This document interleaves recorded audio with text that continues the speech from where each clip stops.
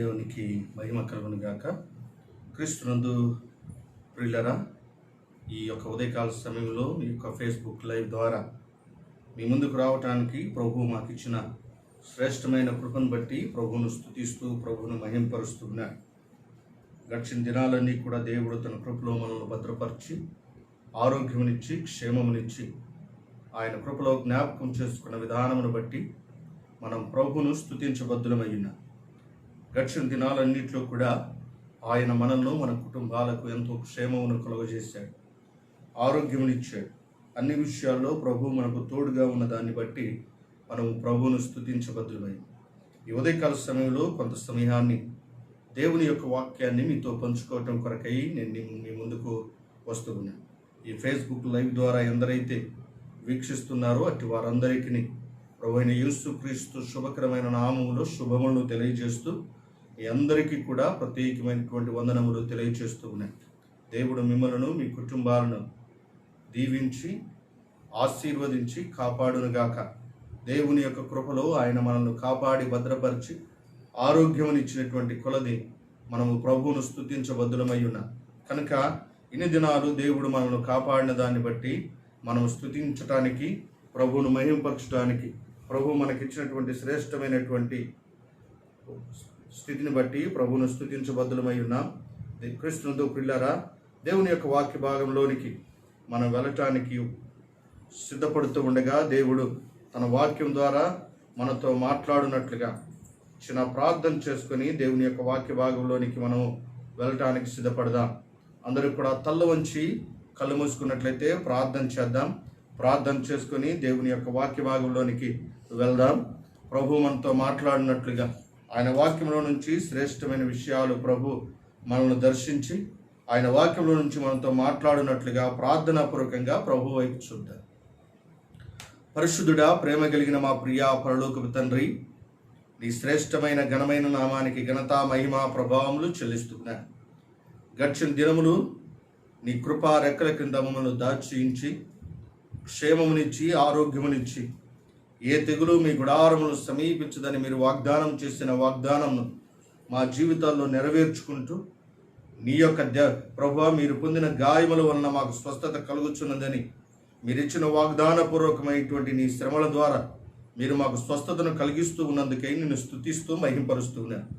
ఈ ఉదయకాల సమయంలో ఈ యొక్క ఫేస్బుక్ లైవ్ ద్వారా ఈ యొక్క ఆదివారపు ఆరాధనను మేము ప్రభువా నిన్ను స్తుతించడానికి, మహింపరచడానికి, నీ మాట వినటానికి మేము ఎదురు చూస్తూ ఉండగా మీరు మాతో మాట్లాడమని ప్రార్థిస్తున్నాం.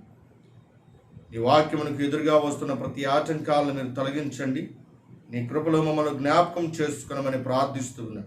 కనికరించి నీ యొక్క ఆత్మకార్యం మా జీవితంలో జరిగించమని వాక్యం ద్వారా నాతోను మా అందరితోనూ మీరు మాట్లాడమని మీకే ఘనత మహిమా ప్రభావములు చెల్లిస్తూ యేసు అతి పరిశుద్ధ నామమున ప్రార్థిస్తూ ఉన్నాము తండ్రి, ఆమేన్. క్రీస్తునందు ప్రియులారా, దేవుని యొక్క వాక్య భాగంలోనికి మనం వెళ్దాం. వాక్య భాగాన్ని మనం ధ్యానం చేయబోతూ ఉండగా ప్రతి ఒక్కరు కూడా శ్రద్ధగా దేవుని వైపు చూస్తూ ప్రభువే మనతో మాట్లాడినట్లుగా ప్రభు వైపు చూడాలని దేవుని యొక్క వాక్య భాగంలోనికి నేను మిమ్మల్ని అందరినీ కూడా ప్రేమతో జ్ఞాపకం చేస్తూ ఉన్నాను.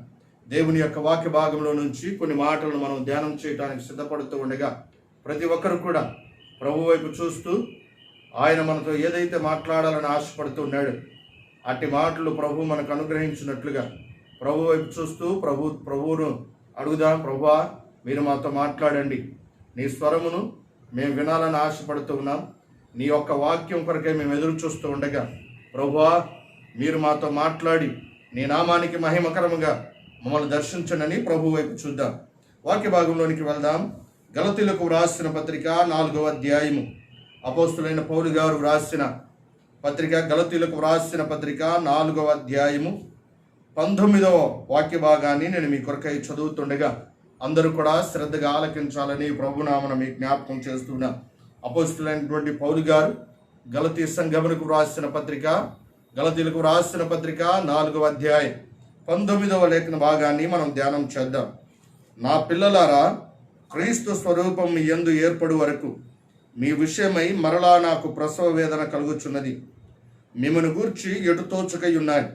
నేను ఇప్పుడే మీ మధ్యకు వచ్చి మరి ఒక విధముగా మీతో మాట్లాడగోరుచున్నా. చిన్న ప్రార్థన చేసుకుని వాక్య భాగంలోనికి వెళ్దాం. పరిశుద్ధుడా, ప్రేమ కలిగిన మా తండ్రి, చదవబడిన వాక్య భాగంలో నుంచి నాతో మాట్లాడండి. మా అందరితో మీరు మాట్లాడమని ప్రార్థిస్తూ ఉన్నాను. వాక్యమై ఉన్న దేవుడవు, వాక్యం ద్వారా మీరు మమ్మల్ని దర్శించు వారై ఉండారు కనుక ఈ ఉదయకాల సమయంలో కొంత సమయాన్ని మీరు మాతో మాట్లాడమని మీకే ఘనత, మహిమ, ప్రభావములు చెల్లిస్తూ మమ్మల్ని మీ చేతులకు అప్పగించుకుంటూ అల్పునైన నన్ను మీ సులువ చోట్ల మరుగుపరుచుకొని నీ బిడ్డలు ప్రభువా, ఇదిగో సంఘ బిడ్డలు అనేక మంది వాక్యం ఉంచుండగా వారితో మీరు మాట్లాడండి. అలాగని ఎందరైతే ఫేస్బుక్ లైవ్ ద్వారా వీక్షిస్తున్నారో అటు వారందరినీ కూడా, ఫేస్బుక్లో వీక్షిస్తున్న ప్రతి వీక్షకులను కూడా మీరు దీవించి నీ వాక్యం ద్వారా మాట్లాడమని మీకే ఘనత, మహిమ, ప్రభావములు చెల్లిస్తూ యేసు పరిశుద్ధ నామమున ప్రార్థిస్తూ ఉన్నాము తండ్రి, ఆమేన్. క్రీస్తునందు ప్రియులారా, దేవుని యొక్క వాక్య భాగంలోనికి మనం వెళ్తూ ఉండగా వాక్యంలో నుంచి కొన్ని విషయాలను మనం ధ్యానం చేద్దాం. అపోస్తులైనటువంటి పౌలు గారు గలతీ సంఘములకు వ్రాస్తూ, గలతీలకు వ్రాసిన పత్రిక 4వ అధ్యాయము 19వ వచనములో ఒక శ్రేష్టమైనటువంటి మాటను పలుకుతూ ఉన్నాడు. ఏమిటి ఆ మాట అని అంటే, ఇదిగో ఒక తండ్రి తన బిడ్డల కొరకై ఒక ఉద్దేశమును కలిగినటువంటి వాడిగా ఎలాగున ఉంటాడో, సంఘము ఎడల పౌలు గారు కూడా అదే ఉద్దేశమును కలిగి ఉన్నాడు. ఒక తల్లి బిడ్డల కొరకై ఏ ఉద్దేశమును, ఏ ఆతృతనైతే కలిగి ఉంటారో, అలాగునే ఆత్మీయ జీవితంలో దైవజనులు వారి యొక్క సంఘము కొరకై అంతే ఆశతో ఎదురు చూస్తూ వారి కొరకై ఒక దర్శనముతో ప్రార్థన చేస్తూ ఉంటారు. ఇక్కడ మనం జ్ఞాపకం చేస్తూ ఉన్నప్పుడు గలతీలకు వ్రాసిన పత్రిక 4వ అధ్యాయము 19వ వచనముని మనం జ్ఞాపకం చేస్తూ ఉంటే అక్కడ అంటూ ఉన్నాడు, నా పిల్లలారా, క్రీస్తు స్వరూపము మీ యందు ఏర్పడు వరకు, క్రీస్తు స్వరూపము మీ యందు ఏర్పడు వరకు మీ విషయమై మరలా నాకు ప్రసవ వేదన కలుగుచు ఉన్నది. ప్రభువునకు మహిమ కలుగును గాక. క్రీస్తునందు ప్రియులారా, ఈ లోకంలో ప్రతి మనుషునికి ఒక ఉద్దేశం ఉంటుంది, ఒక దర్శనం ఉంటుంది. చదువుకునే పిల్లవాడిని అడిగితే అంటాడు, నేను ఒక మంచి ఉద్యోగమును సంపాదించాలి, నేను నా కుటుంబమును మంచిగా నేను పోషించుకోవాలి అని ఒక చదువుకున్నటువంటి విద్యార్థి అంటాడు. అలాగునే ఒక ఉద్యోగం చేస్తున్నటువంటి ఒక ఉద్యోగస్తుని అడిగితే అతను అంటాడు, నేను ఇక్కడనే ఉండకూడదు, నా యొక్క ఉద్యోగ జీవితంలో నేను అంచెలంచెలుగా ఎదగాలి, ఉన్నతమైన స్థానంలోనికి వెళ్ళాలి అని ప్రతి ఒక్కరూ కోరుతూ ఉంటారు. అలాగునే క్రైస్తవులమైనటువంటి మన జీవితాలలో కూడా దేవుడు ఒక ఉద్దేశమును కలిగి ఉన్నాడు. ఏమిటి ఆ ఉద్దేశము? ఏంటి? సంఘము ఎడల దైవజనుల యొక్క ఆశ ఏమిటి? ఈ రోజున అనేక మంది భారముతో, వేదనతో సంఘము కొరకే ప్రార్థన చేస్తూ ఉన్నారు. వారి యొక్క సంఘము కొరకే ఎంతో వేదనతో ఉన్నారు. ప్రియులారా, ఈ రోజున సంఘాలు, అనేక సంఘాలు మూతబడినటువంటి పరిస్థితుల్లో ఉంటూ ఉండగా వారి యొక్క సంఘ బిడ్డల కొరకై దైవజనులు భారము కలిగి ప్రార్థన చేస్తూ ఉన్నారు. మరి విశ్వాసులు ఎంతమంది దైవజనుల కొరకు ప్రార్థిస్తూ ఉన్నారో, లేకపోతే విశ్వాసులు ఎంతమంది వారి ఆత్మీయ జీవితం కొరకు ప్రయాసపడుతున్నారో నాకు తెలియదు. కానీ అనేక మంది దైవజనులు సంఘము కొరకై, వారి వారి యొక్క సంఘాల కొరకై ఎంతో వేదన కలిగి ఉన్నారు.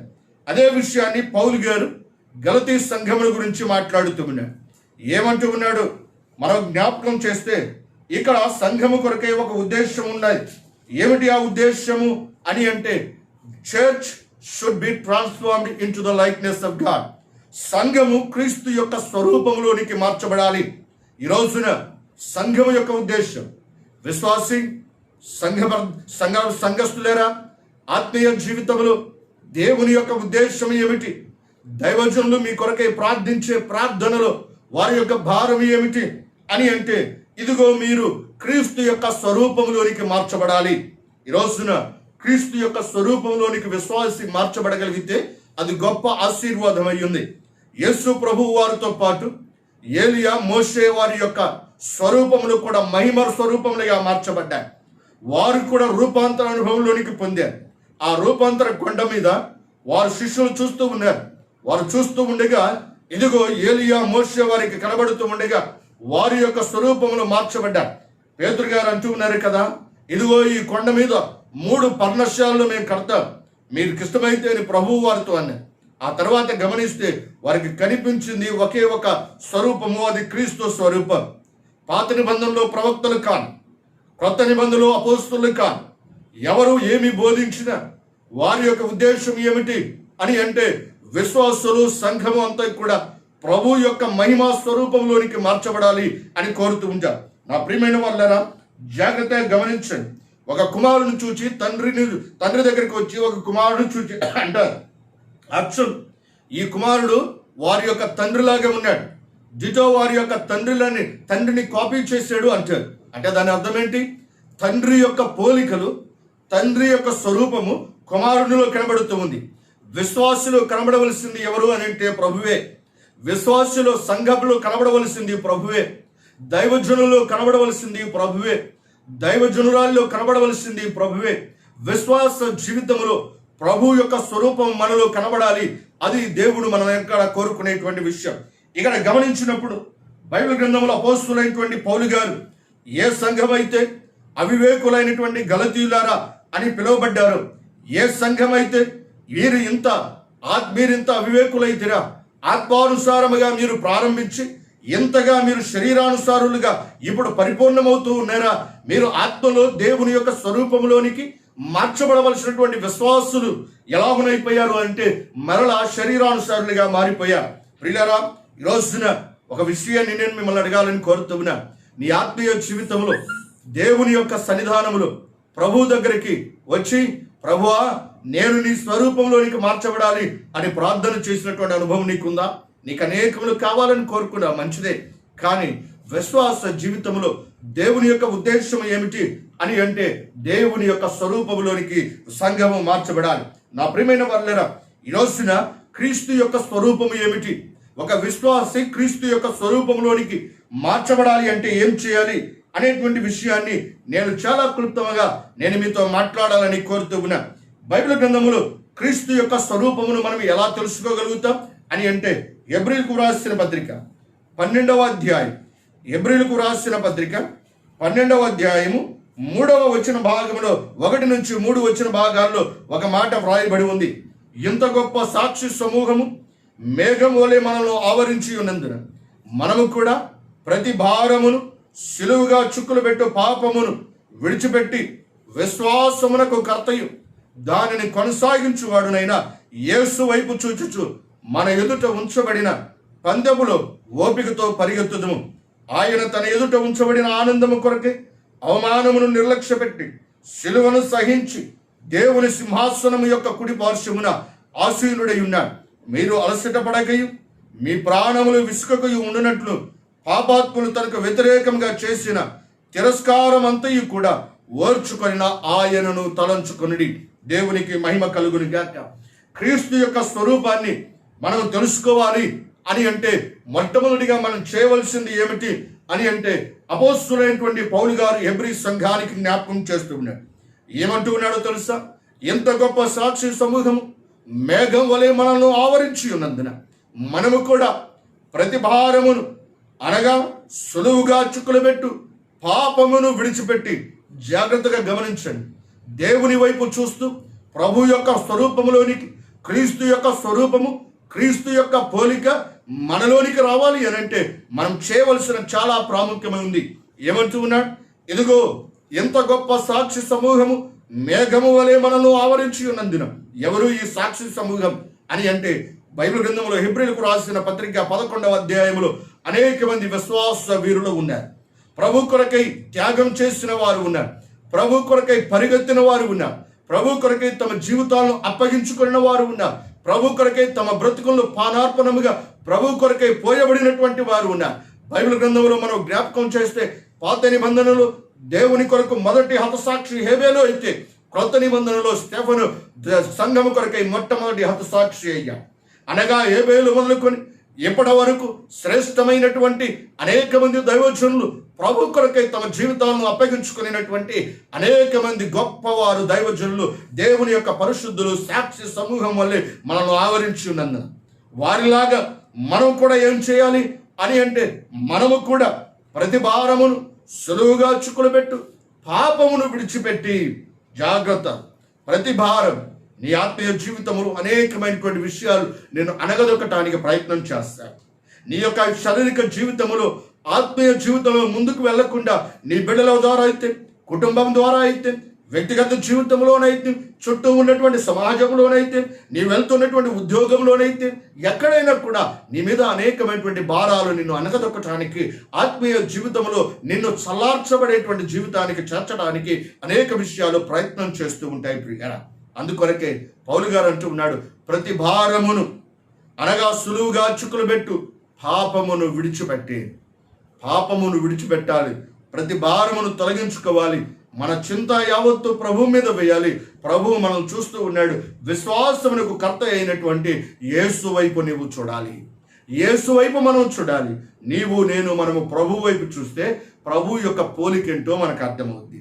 అద్దములోనికి వెళ్ళి మనం అద్దములో మన యొక్క స్వరూపమును చూసుకుంటే మన శరీరములో, మన ముఖములో ఎక్కడైతే డాగు ఉందో, ఎక్కడైతే మచ్చ ఉందో దాన్ని తొలగించుకోవటానికి వెళ్తాం. అలాగునని ప్రభు వైపు చూస్తే మనకు కలిగేటువంటి లాభం ఏమిటి, ప్రభువు వైపు చూస్తే మనకు కలిగేటువంటి బలం, మన ఫలితం ఏమిటి అని మన జ్ఞాపకం చేస్తే బైబిల్ గ్రంథంలో ఒక మాట వ్రాయబడి ఉంది. ఎందుకు ప్రభు వైపు చూడాలి అని అంటే, కీర్తన భాగము 90వ కీర్తన 8వ వచన భాగంలో ఒక మాట వ్రాయబడి ఉంది. కీర్తన భాగము 90వ కీర్తన 8వ వచనంలో ఒక మాట వ్రాయబడి ఉంది. అక్కడ వ్రాయబడి ఉంది, మా దోషములను నీవు నీ ఎదుట ఉంచుకొని ఉన్నావు, నీ ముఖకాంతిలు మా రహస్య పాపములు కనబడుచున్నవి. ఎందుకు ప్రభు వైపు చూడాలి, ఎందుకు ప్రభువులోనికి చూడాలి అని అంటే, ప్రభువులో చూస్తే మన యొక్క రహస్య జీవితము దేవునికి ముందు కనబడటం ప్రారంభిస్తుంది. మన జీవితాలు సరిచేసుకోవటం ప్రారంభిస్తాయి. నువ్వు అడగవచ్చు, పాస్టర్ గారండి నేనేం తప్పు చేయడం లేదు, నేనేమి తప్పు చేయడం లేదు, నేను అబద్ధం ఆడటం లేదు, నేను మోసం చేయటం లేదు, నేను దొంగతనాలు చేయను, నేను లోక సంబంధమైనటువంటి వారితో చెడు క్రియల్లో పాలిభాగస్తున్నావను అని అనుకుంటూ ఉన్నాను. ఒక మాట నేను నీతో చెప్పమంటావా? వాస్తవమే, నువ్వు చాలా మంచివి దానివి, చాలా మంచి వ్యక్తివి. కానీ బైబిల్లో భక్తుడైనటువంటి సమూయేలు అంటాడు, నేను మీ కొరకు ప్రార్థన చేయకపోతే నేను పాపము చేసిన వాడనవుతాను. నువ్వు ఏమి చేయకపోవచ్చు, కానీ నువ్వు ప్రార్థన చేయకుండా కూడా నీవు ఉంటే నీవెవరివి అని అంటే, నేనెవరని అంటే పాపులమే. ప్రార్థన లేనటువంటి జీవితాలు పాపంలోనికి నెట్టివేయబడతాయి. ప్రభు వైపు చూస్తే మన రహస్య జీవితాలు కనబడతాయి. ప్రియులారా, క్రీస్తు యొక్క స్వరూపంలోనికి మనం మార్చబడాలి అంటే, అందుకొరకే బైబిల్ గ్రంథంలో దేవుని యొక్క ఉద్దేశం ఏమిటి అని అంటే, 2వ కొరింథీయులకు రాసిన పత్రిక 3వ అధ్యాయం 18వ వచనంలో ఒక మాట వ్రాయబడి ఉంది. 2వ కొరింథీయులకు రాసిన పత్రిక 3వ అధ్యాయం 18వ వచనంలో ఒక మాట వ్రాయబడి ఉంది. మనమందరమును ముసుకులేని ముఖముతో ప్రభు యొక్క మహిమను అద్దము వలె ప్రతిఫలింపజేయచ్చు, మహిమ నుండి అధిక మహిమను పొందొచ్చు, ప్రభువుకు ఆత్మ చేత ఆ పోలికగానే మార్చబడుచున్నాము. దేవునికి మహిమ కలుగును గాక. విశ్వాసి ఏ పోలికలోనికి మార్చబడుతూ ఉన్నాడు అని అంటే, ఇక్కడ అంటున్నాడు, ప్రభువుకు ఆత్మ చేత మహిమ నుండి అధిక మహిమను పొందొచ్చు. మనము ప్రభు యొక్క మహిమనంట అద్దము వలె ప్రతిఫలింపచేయుచున్నాము. అద్దము ముందు వెళ్తే నీ స్వరూపం కనబడుతుంది. ఒక అన్యజనులు నీ ముందు నిలబడితే వారికి నీలో క్రీస్తు కనబడాలి. దేవుని యొక్క ఉద్దేశం, సంఘము ఎడల ప్రభు యొక్క కోరిక, ప్రభు యొక్క ఆలోచన ఏమిటి అని అంటే, నీ ఎడల నా ఎడల మనం చూస్తూ ఉన్నప్పుడు దేవుని యొక్క మహిమ, దేవుని యొక్క పోలిక మనలో నుంచి ఇతరులు చూడటం ప్రారంభించాలి.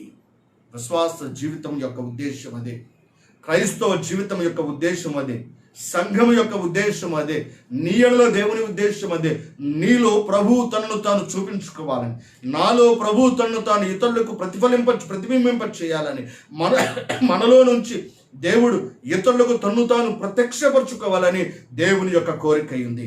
అందుకొరకే పౌలు గారు అంటూ ఉన్నారు, ఇదిగో క్రీస్తు యొక్క స్వరూపము మీ యందు ఏర్పడే వరకు నాకు ప్రసవ వేదన కలుగుచు ఉన్నది.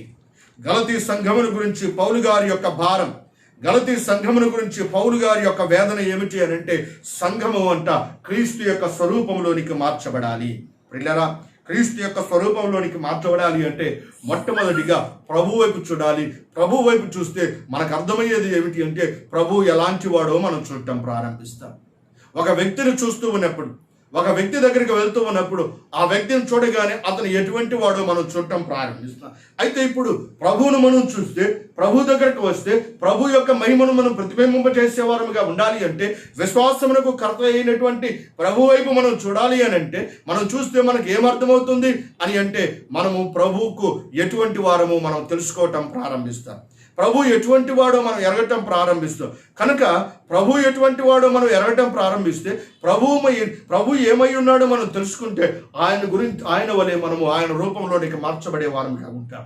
నేను ఈ రోజున 3 ప్రాముఖ్యమైనటువంటి విషయాలు దేవుని యొక్క వాక్య దైవలేఖనములో నుంచి ప్రభు ఎటువంటి వాడు, క్రీస్తు ఏమై ఉన్నాడు అనే విషయాన్ని నేను మీకు జ్ఞాపకం చేయాలని కోరుతున్నాను. బైబిల్ గ్రంథంలో నుంచి 1 పేతురు రాసిన పత్రిక 1వ అధ్యాయం, 1 పేతురు రాసిన పత్రిక 1వ అధ్యాయం 15వ వచన భాగాన్ని నేను చదివి వినిపిస్తాను. 15 నుంచి 18 వచనాలు నేను మీకు చదివి వినిపిస్తాను. 1 పేతురు రాసిన పత్రిక 1వ అధ్యాయం 14వ వచనం నుంచి 18వ వచన వాక్య భాగం వరకు నేను మీకు చదివి వినిపిస్తాను. 15, 14, 15, 16 వచనాలు కలిసే ఉంటాయి కనుక 14వ వచనం నుండి 18వ వచన భాగం వరకు నేను మీకు చదివి వినిపిస్తాను. నేను పరిశుద్ధులై ఉన్నాను గనుక మీరును పరిశుద్ధులై ఉండుడని వ్రాయబడి ఉన్నది. కాగా మీరు విధేయులకు పిల్లలై మీ పూర్వపు జ్ఞాన దర్శనం మీకుండిన ఆశలను అనుసరించి ప్రవర్తింపక, మిమ్మల్ని పిలిచిన వాడు పరిశుద్ధుడై ఉన్న ప్రకారము మీరును సమస్త ప్రవర్తన యందు పరిశుద్ధులై ఉండుడి.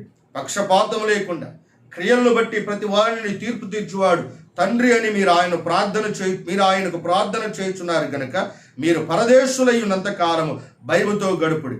పితృపారంపరమైన మీ వ్యర్థ ప్రవర్తన విడిచిపెట్టినట్లు వెండి బంగారముల వంటి క్షయవస్తువుల చేత మీరు విమోచింపబడలేదు, కానీ అమూల్యమైన రక్తము చేత, అనగా నిర్దోషమును నిష్కలంకమునగు గొర్రె పిల్ల వంటి క్రీస్తు రక్తం చేత విమోచింపబడితేరని మీరు ఎరుగుదురు కదా. దేవునికి మహిమ కలుగును కాక. క్రీస్తు ఏమై ఉన్నారు, ప్రభు ఏమై ఉన్నాడు అని మనం జ్ఞాపకం చేస్తూ ఉన్నప్పుడు బైబిల్లో వ్రాయబడినటువంటి మాట ఇక్కడ అంటూ ఉన్నాడు.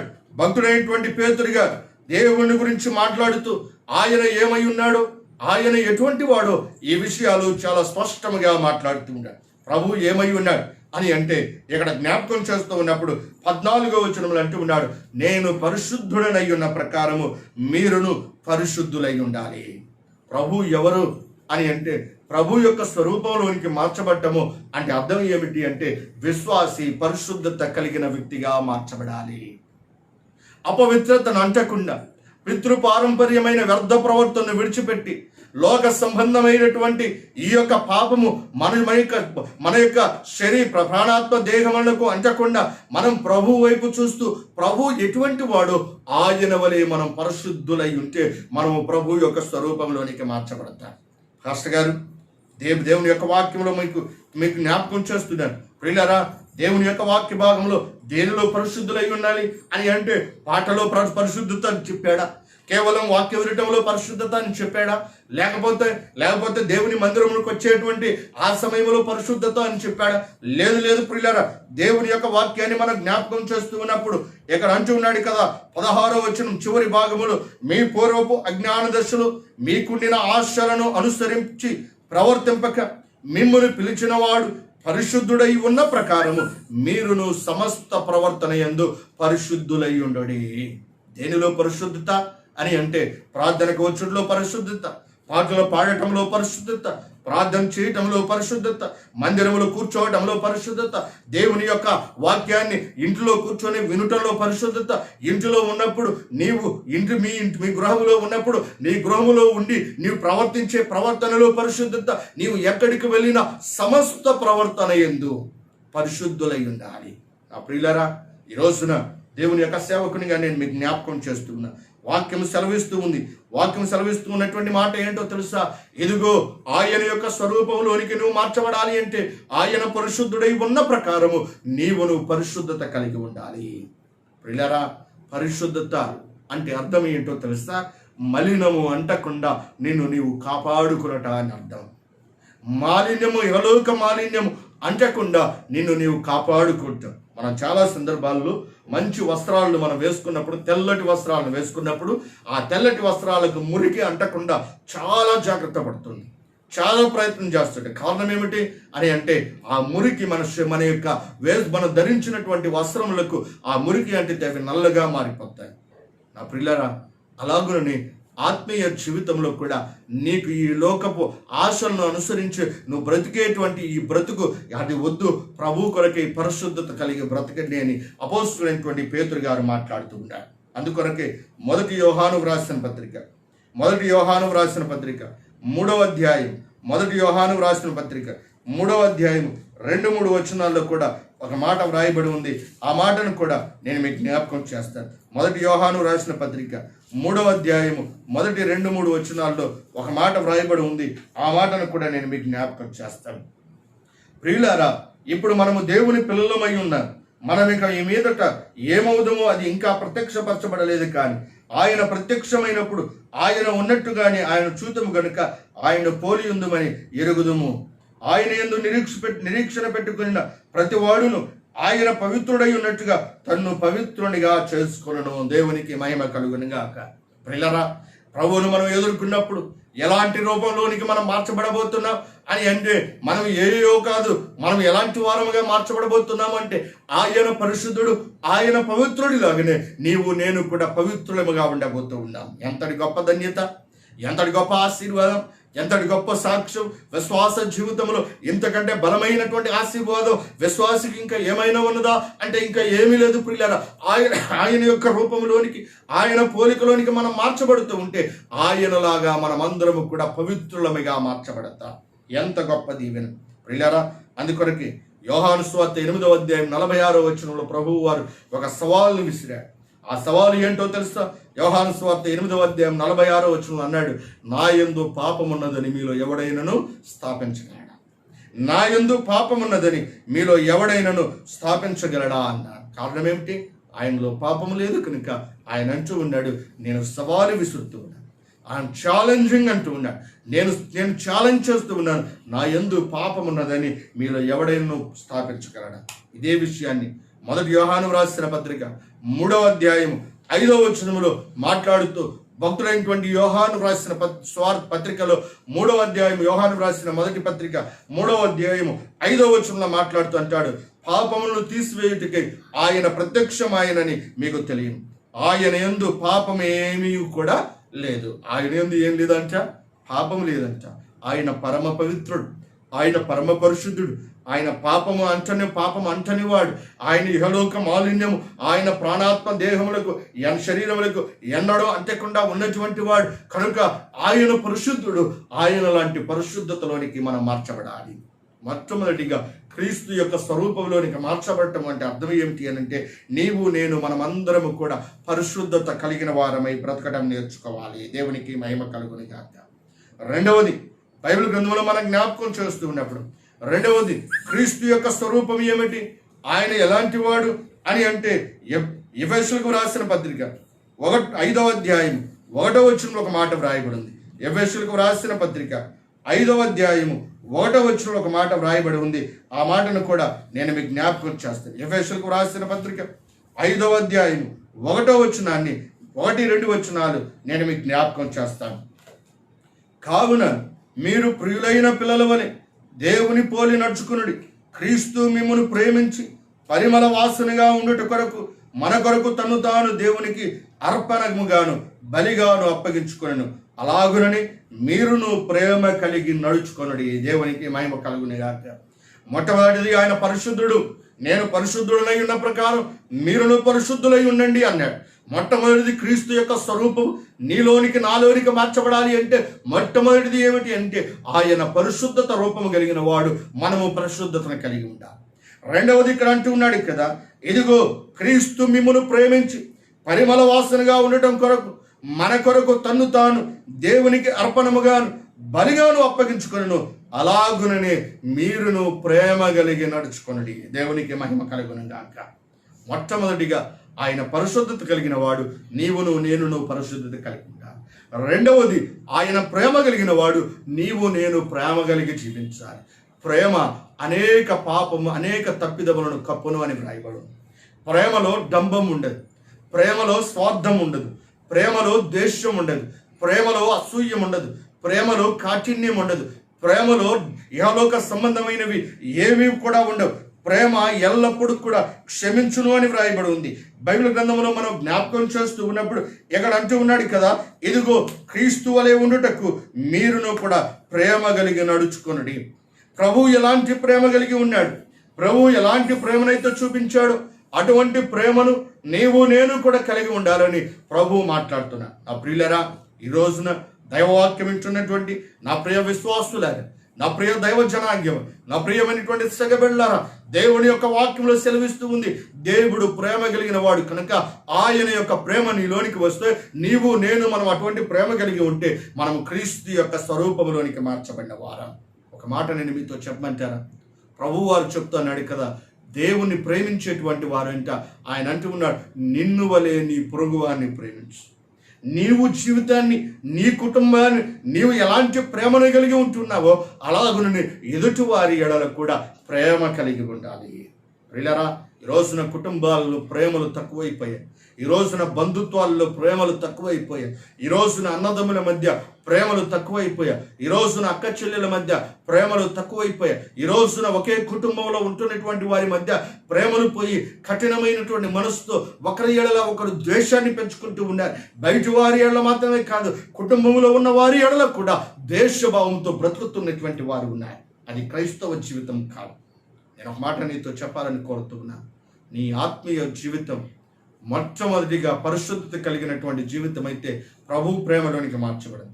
రెండవది, నీ ఆత్మీయ జీవితం దేవుని వలె ప్రేమ కలిగి నడుచుకోవటం నువ్వు ప్రారంభించాలి.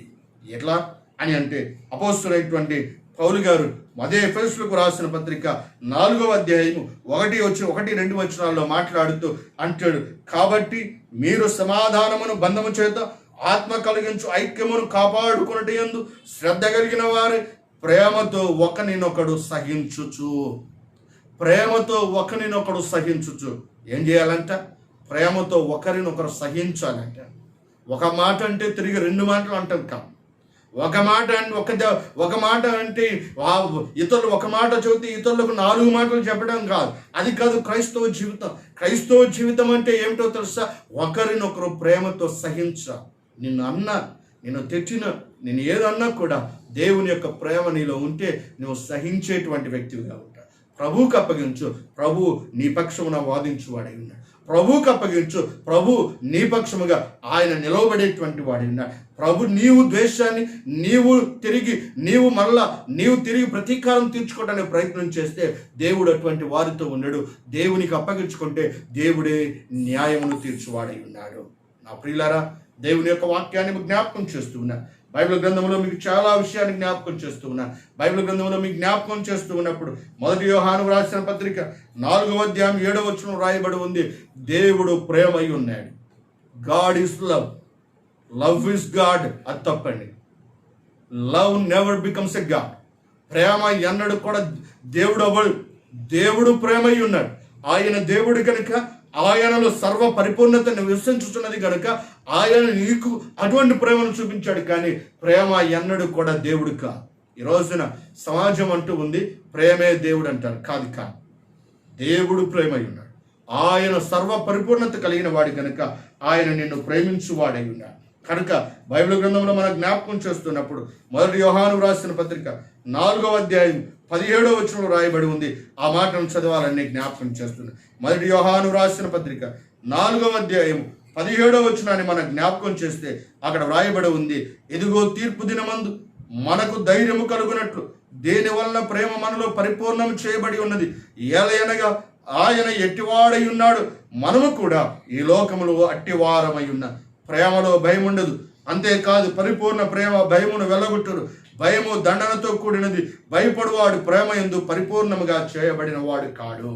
ప్రియులారా, దేవుడు ప్రేమై ఉన్నాడు కనుక ఆయన లాంటి ప్రేమలో నీవు నేను మనమందరము కూడా ఆయన లాంటి ప్రేమ కలిగిన వారమై ఉండాలి అని దేవుని వాక్యం సెలవిస్తుంది. ఎలాంటి ప్రేమ? ఈ రోజున ఆచారాలతో కూడిన ప్రేమ ఉంది. ఈ రోజున మతములతో కూడిన ప్రేమ ఉంది. ఈ రోజున బంధుత్వాలతో కూడిన ప్రేమ ఉంది. ఈ రోజున స్వార్థంతో కూడిన ప్రేమ ఉంది. ఈ రోజున ద్వేషముతో ప్రతీకారేచ్ఛతో ఇతరులను ప్రతీకారేచ్ఛతో వారి ఎడల ఏదైనా ద్వేషపు ప్రతీకారం తీర్చుకోవాలని ప్రేమను నటించినటువంటి ప్రేమలు ఈ రోజున కనబడుతూ ఉన్నాయి. అది అటువంటిది కాదు ప్రియ. బైబిల్ గ్రంథంలో మనం జ్ఞాపకం చేస్తూ ఉన్నప్పుడు లూకాసు వార్త 10వ అధ్యాయం 27వ వచనంలో మనం జ్ఞాపకం చేస్తే 27 నుంచి 37 వచనాలు కనుక మనం చదివితే ఒక వ్యక్తితో ప్రభువు అంటాడు, ఇదిగో మీరు ఎలాంటి వారై ఉండాలి అని అంటే అక్కడ అంటున్నాడు కదా, నీవు నిన్ను వలె నీ పొరుగు వారిని ప్రేమించాలి.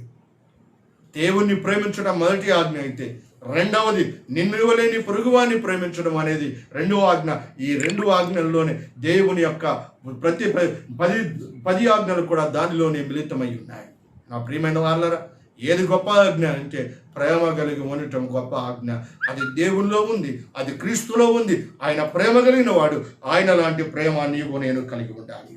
మొట్టమొదటిది క్రీస్తు యొక్క స్వరూపం ఎలాంటిది అని అంటే ఆయన పరిశుద్ధత కలిగిన వాడు. రెండవది క్రీస్తు యొక్క స్వరూపం ఎలాంటిది అని అంటే ఆయన ప్రేమ కలిగిన వాడు. మూడవది క్రీస్తు యొక్క స్వరూపం ఎలాంటిది అని అంటే ఆయన బైబిల్ గ్రంథంలో మనం జ్ఞాపకం చేస్తున్నప్పుడు ఫిలిప్పీలకు రాసిన పత్రిక 2వ అధ్యాయం 5వ వచనంలో రాయబడి ఉంది. ఫిలిప్పీలకు రాసిన పత్రిక 2వ అధ్యాయం 5వ వచనం, క్రీస్తు యేసునకు కలిగిన ఈ మనస్సును మీరును కలిగి ఉండండి, దేవునికి మహిమ కలుగును గాక. మూడవది క్రీస్తు యేసునకు కలిగిన మనస్సు. ఒకటి క్రీస్తు యొక్క పరిశుద్ధత కలిగి ఉండాలి. రెండవది క్రీస్తు యేసు కలిగిన ప్రేమ కలిగి ఉండాలి. మూడవది క్రీస్తు యేసు కలిగినటువంటి మనస్సు కలిగి ఉండాలంట. ఏమిటి మనస్సు? బైబిల్ గ్రంథంలో మనం జ్ఞాపకం చేస్తూ ఉన్నప్పుడు ఎదుగో 5వ వచనంలో అపోస్తులైన పౌలు గారు ఫిలిప్పీ సంఘానికి వ్రాస్తూ అంటూ ఉన్నాడు. ఫిలిప్పీ పత్రిక 2వ అధ్యాయం 5వ వచనంలో జ్ఞాపకం చేస్తే క్రీస్తు యేసునకు కలిగిన ఈ మనస్సును మీరును కలిగి ఉండండి. ఏమిటి క్రీస్తు యొక్క మనస్సు? క్రీస్తు యొక్క పోలికలోనికి మార్చబట్టం అంటే క్రీస్తు ఎటువంటి మనస్సు కలిగిన వాడు అని అంటే అక్కడ కొన్ని విషయాలు వ్రాయబడ్డాయి. ఒకటి, ఆయన దేవునితో సమానుడై ఉండి ఆయన తన యొక్క ఉన్నతమైనటువంటి ఆ యొక్క హోదాను వదిలిపెట్టాడు. రెండవది, ఆయన సింహాసనమును మనుష్యమైనటువంటి మన కొరకు మహిమ సింహాసనాన్ని వదిలిపెట్టాడు. దౌర్భాగ్యులమైనటువంటి మన కొరకు ధనవంతుడై ఉండి కూడా ఆయన మన కొరకు దీనుడిగా దిగివచ్చాడు అని వ్రాయబడి ఉంది. ఆయన సమస్తమును కలిగిన వాడై ఉండి కూడా నీ కొరకు నా కొరకు ఆయన తన్ను తాను రిక్తునిగా చేసుకున్నాడు. ఆయన సింహాసనం వాడు కలిగిన వాడై ఉండి ఇదిగో ధవల సింహాసనం మీద ఆసీనుడై ఉన్నటువంటి వాడు ఆయన సిలువను ఎక్కినటువంటి వాడై ఉన్నాడు. అంటే అర్థం ఏంటి? ఆయన త్యాగ మనస్సు కలిగిన వాడు, ఆయన దీన మనస్సు కలిగిన వాడు, ఆయన ప్రేమ కలిగిన మనస్సు కలిగిన వాడు, ఆయన క్షమించుటకు సిద్ధ మనస్సు కలిగిన వాడు, ఆయన నిన్ను హక్కున చేర్చడానికి ఇష్టపడేటువంటి మనస్సు కలిగిన వాడు. అందుకొరకే బైబిల్లో వ్రాయబడినటువంటి మాట మనం జ్ఞాపకం చేస్తూ ఉన్నప్పుడు క్రీస్తు యేసునకు కలిగిన మనస్సు మీరును కూడా కలిగి ఉండుడి అన్నాడు. భక్తుడైనటువంటి బాప్తిస్మం ఇచ్చి యోహాను ఒక శ్రేష్టమైనటువంటి మాట అన్నాడని. ఏమన్నాడో తెలుసా? యోహాను సువార్త 3వ అధ్యాయం 30వ వచనంలో మనం జ్ఞాపకం చేస్తే, యోహాను సువార్త 3వ అధ్యాయం 30వ వచనాన్ని మనం జ్ఞాపకం చేస్తే ఆయన అంటాడు, ఆయన చెప్పుల వారును విప్పుటికైనా నేను యోగ్యుడని కాదు. ఆయన హెచ్చవలసి ఉంది, నేను తగ్గవలసి ఉంది. ఆయన గణపరచబడవలసి ఉంది, ఆయన గణపరిచే గుంపులో నేను ఉండాలి అని భక్తులైనటువంటి బాప్తిస్మం ఇచ్చి యోహాను యేసు ప్రభు వారికి ముందుగా వచ్చినటువంటి దూతగా ఆయన కొరకే ముందుగా చెప్పబడినటువంటి స్వరముగా పిలువబడినటువంటి బాప్తిస్మం ఇచ్చి యోహాను అంటూ ఉన్నాడు, ఆయన హెచ్చించవలసి ఉంది, నేను తగ్గించబడవలసి. ఆయన గణపరచబడవలసి ఉంది, ఆయన గణపరిచే గుంపులో నేనుండాలని బాప్తిస్మం ఇచ్చి యోహాను అన్నాడు. వెళ్ళారా నా ప్రియమైనటువంటి వాళ్ళరా? ఈ ఉదయకాల సమయంలో నేను నా మాటలు ముగించడానికి నేను ఇష్టపడుతూ ఉన్నా. ప్రియులారా, క్రీస్తు యొక్క మనస్సు ఎటువంటిది అని అంటే ఆయన మనస్సు దీన మనస్సు కలిగింది. ఆయన మనస్సు శ్రమ పడటానికి కూడా సిద్ధపాటు కలిగిన మనస్సు. ఆయన నీ కొరకు నా కొరకు త్యాగం చేయటానికి కూడా ఇష్టపడినటువంటి మనస్సు కలిగిన వాడు. అట్టి మనస్సును మనం కలిగి ఉండాలి. క్రీస్తు యొక్క స్వరూపం నీలో నాలో క్రీస్తు యొక్క స్వరూపం మనలోనికి చేర్చబడాలని అపోస్తులైనటువంటి పౌలు గారు సంఘం ఎడల ఇట్టి ఆశ కలిగి ఉన్నాడు. ఇదే ఉదయకాల సమయంలో నా ప్రేమైనటువంటి వాళ్ళారా, దైవవాక్యం వింటున్నటువంటి మీ అందరి కొరకై నా ప్రార్థన, నా ఆశ ఏంటి అంటే మీరు నేను మనమందరము కూడా క్రీస్తు యొక్క స్వరూపంలోనికి మార్చబడాలి. మరొక మూలవాక్యం మొదటి వాక్యాన్ని చదివి నేను ప్రార్థించాలని కోరుకుంటున్నాను. గలతీయులకు రాసిన పత్రిక 4వ అధ్యాయం 19వ వచనాన్ని నేను చదివి నేను ప్రార్థన చేస్తాను. నా పిల్లలారా, క్రీస్తు స్వరూపం మీ యందు ఏర్పడు వరకు మీ విషయమై మరలా నాకు ప్రసవ వేదన కలుగుచుంది. నీ కొరకై క్రీస్తుకు, నీ కొరకై దైవజనునికి, నీ కొరకై సంఘమైన నీ సంఘంలో ఉన్నటువంటి ప్రతి విశ్వాస కొరకు దైవజనుల యొక్క భారం ఏంటో ఆ మాట అపోస్తులైనటువంటి పౌలు గారు గలతీలకు రాసిన పత్రిక 4:19 అన్నాడు. ఆ మాట ఏంటో తెలుసా? ఇదిగో క్రీస్తు స్వరూపం మీ యందు ఏర్పడాలి. దాని కొరకు ఒక తల్లి ప్రసవ వేదన పడితే ఎంత పురిటి నొప్పులు ఎంత వేదనగా ఉంటాయో అంతటి వేదన నేను అనుభవిస్తున్నా. ఒక మాట నేను నీతో చెప్పాలని కోరుతున్నా. ఒక తల్లి ప్రసవించడానికి ఒక్కరోజు శ్రమ పడుతుంది, కానీ ఒక దైవజనుడు విశ్వాసి కొరకు ప్రతిరోజు అటువంటి వేదన, మానని వేదన తన హృదయంలో కలిగిన వాడై నీ కొరకు ప్రార్థిస్తుంటాడు. నీ గుర్తెరగలిగావా? అలా గుర్తెరగలిగితే ప్రభు కొరకు, ప్రభు యొక్క స్వరూపంలోనికి మార్చబడటానికి నువ్వు ఇష్టపడతావు. ప్రార్థన చేస్తారు, తల వంచండి, ప్రార్థన చేస్తారు. ఈ వాక్యం మీ జీవితాల్లో ఆశీర్వాదకరంగా ఉంది అని మీరు తలంచినట్లయితే ఈ రోజున ఒక మాట నువ్వు ప్రార్థన చేయాలి. ఆ ప్రార్థన ఏంటో తెలుసా? ప్రభువా, నా ఆత్మీయ జీవితంలో నేను కూడా మీ యొక్క స్వరూపమును సంపాదించుకునేటువంటి ఒక విశ్వాసిగా, ఒక పరిశుద్ధత కలిగిన, ఒక ప్రేమ కలిగిన, ఒక దీన మనస్సు కలిగినటువంటి విశ్వాస జీవితాన్ని ప్రభువా మీరు నాకు అనుగ్రహించండి. అటువంటి రూపం నీ స్వరూపంలోనికి నేను మార్చబడినట్లుగా కృప చూపించండి అని ప్రార్థన చేయి. నా ప్రియులారా, ఇక్కడ నుంచి నేను మిమ్మల్ని చూడకపోవచ్చు, కానీ ప్రభు మిమ్మల్ని చూస్తున్నాడు. నేను ఇక్కడ నుంచి నేను మిమ్మల్ని గమనించలేకపోవచ్చు, కానీ ప్రభు నిన్ను చూస్తున్నాడు. ప్రభు నీతో మాట్లాడితే నువ్వు ఎక్కడైతే ఉన్నావో అక్కడే మోకరించగలిగితే మోకరించు, నిలవబడగలిగితే నిలవబడగలుగు. దేవుని సన్నిధానంలో ఒక మాట ప్రార్థన చేయి. ప్రభువా, నీ రూపమును నాకు దయచేయ, నీలాంటి స్వరూపంలోనికి, నీ స్వరూపంలోనికి నేను మార్చబడటానికి ప్రభువా నాకు కృప చూపించు అని ప్రార్థించగలుగుతావా? నాతో కూడా అలా నువ్వు ప్రార్థించగలిగితే దేవుడు నీకు సర్వ సమృద్ధి, ఆశీర్వాదమును, క్షేమమును కలుగజేసి ఆయన యొక్క స్వరూపంలోనికి మార్చబడినట్లుగా దేవుడు తన ఆత్మ ద్వారా నీ కృప చూపించి నడిపించును గాక. ప్రార్థించుతాను. తల్ల వంచండి, ప్రార్థన చేద్దాం. పరిశుద్ధుడా, ప్రేమ కలిగిన మా తండ్రి, కృప కలిగిన మా యేసయ్యానికి వందనాలు. ఈ ఉదయకాల సమయంలో మీరు మాట్లాడిన ప్రతి మాటను బట్టి నేను స్తుతిస్తూ మహింపరుస్తూ ఉన్నాను. నీ వాక్యం ద్వారా మీరు నాతో మాట్లాడండి. నీ వాక్యంలో ఉన్న శ్రేష్టమైన విషయాలు ప్రభువా నేను గ్రహించున్నట్లుగా నీ యొక్క సాన్నిధ్యంలో ప్రభువా మా హృదయాలను తెచ్చినందుకే నీకు వందనాలు. ఈ ఉదయకాల సమయంలో నీ వాక్యంలో నుంచి మీరు నాతో మాట్లాడినందుకే నీకు వందనాలు. మా అందరితో మాట్లాడా. ఎదుగో నీ యొక్క స్వరూపం మా యందు ఏర్పడాలని పౌలు గారి యొక్క వేదన ఎలాంటిదైందో అలాగునని ప్రభువా ఈ రోజున సంఘం కొరకే, సంఘ పెద్దల కొరకే, విశ్వాసుల కొరకే, ఈ వాక్యమును వింటున్నటువంటి ప్రతి ఒక్కరి కొరకే ప్రభువా అయా ఎందరైతే ఈ వాక్యాన్ని వింటున్నారు అటువంటి వారందరి కొరకే వేదంతో ప్రార్థిస్తూ ఉన్నాయి.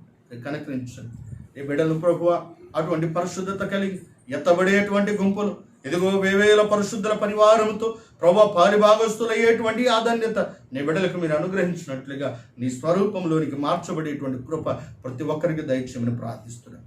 సంజీవనగర్ తెలుగు బ్యాప్టిస్ట్ సంఘ పెద్దలను బట్టి, విశ్వాసులను బట్టి, చిన్న బిడ్డలను బట్టి, యవన బిడ్డలను బట్టి, వృద్ధులను బట్టి, స్త్రీలను బట్టి, విధవరాండ్రులను బట్టి నాయన ఆ ప్రాంతంలో ఉన్న ప్రతి కుటుంబాన్ని బట్టి ప్రార్థిస్తున్నా. బిడ్డలను భద్రపరచండి అయ్యా. ఆరోగ్యమును మీరు దయచేయండి, క్షేమమును మీరు దయచేయండి. ప్రతి కుటుంబాన్ని మీరు భద్రపరచండి. నీ రెక్కల నీడ క్రింద ఉన్న ఆరోగ్యం ప్రతి ఒక్కరికి కలుగచేయండి. ఏ కీడు నీ గుడారములు సమీపించదని మీరు ఇచ్చిన వాగ్దాన ప్రకారంగా నీ బిడ్డలు మీరు దర్శించమని ప్రార్థిస్తున్నారు. మీరు కనికరించమని మీకే మహిమ చెల్లిస్తూ ఈ వాక్యమని ఎంతవరైతే ఫేస్బుక్ లైవ్ ద్వారా విన్నారు అటు బిడ్డలందరికీ కృప చూపించి వారి కుటుంబాలను మీరు దీవించి ఆశీర్వదించి భద్రపరిచి ఈ భయంకరమైనటువంటి ప్రభువ ఈ కరోనా పాండమిక్ దినాల్లో ప్రతి కుటుంబానికి కావలసిన ఆరోగ్యమును, క్షేమమును, పోషణను మీరు కలుగజేసి సమృద్ధితో నింపమని మీకే ఘనత, మహిమ, ప్రభావం చెల్లిస్తూ నిశ్చితమైతే మరొక ఆదివారం నిన్ను కూడి స్తుతించేటువంటి కృపను మీరు అనుగ్రహించమని ప్రాధేయపడుతూ మమ్మల్ని అందరినీ కూడా మీ చేతులకు అప్పగించుకుంటూ వాక్యాన్ని విత్తబడినటువంటి వాక్యం మా హృదయాల్లో, మా జీవితాల్లో ఫలభరితం చేయమని ప్రాధేయపడుతూ యేసు పరిశుద్ధ నామమున ప్రార్థిస్తూ ఉన్నాము తండ్రి. ఆమేన్. మన పరమందున దేవుని యొక్క ప్రేమ, కుమారుడైన యేసుక్రీస్తు వారి యొక్క కృపయు, పరిశుద్ధాత్మ కన్యన సహవాసం, దీవెన, ఆశీర్వాదం, కాపుదల కూడి ఉన్న మనకును వాక్యమైన ప్రతి బిడ్డకును, సంజీవన తెలుగు వ్యాప్తి సంఘ బిడ్డలందరికీ అలాగున్న సార్వత్రిక సంఘం ఉన్న ప్రతి బిడ్డకును ఇప్పుడును ఎల్లప్పుడూ సదాకాలం తోడై ఉండి నడిపించి కాపాడి ఆరోగ్యము, క్షేమం నుంచి నడిపించి బలపరచునుగాక. ఆమేన్. దేవుడు మిమ్మల్ని అందరికీ కూడా దీవించి ఆశీర్వదించునుగాక. ప్రియులారా, చాలా జాగ్రత్తగా మీరు మీ కుటుంబాలు క్షేమంగా ఉండాలని దేవుని సేవకునిగా మీ కొరకు ఎల్లప్పుడూ ప్రార్థిస్తూ ఉన్నాను. కనుక మీరందరూ కూడా జాగ్రత్త కలిగి మీ కుటుంబాలు ప్రార్థనాపూర్వకంగా మీ కుటుంబాల్లో మీ పిల్లలతో పాటు కుటుంబంతో కూడా సంతోషంగా ఉండాలని దేవుని సేవకునిగా నేను ఆశీర్వదిస్తున్నా. దేవుడు మిమ్మల్ని అందరినీ సమృద్ధిగా దీవించునుగాక. God bless you all.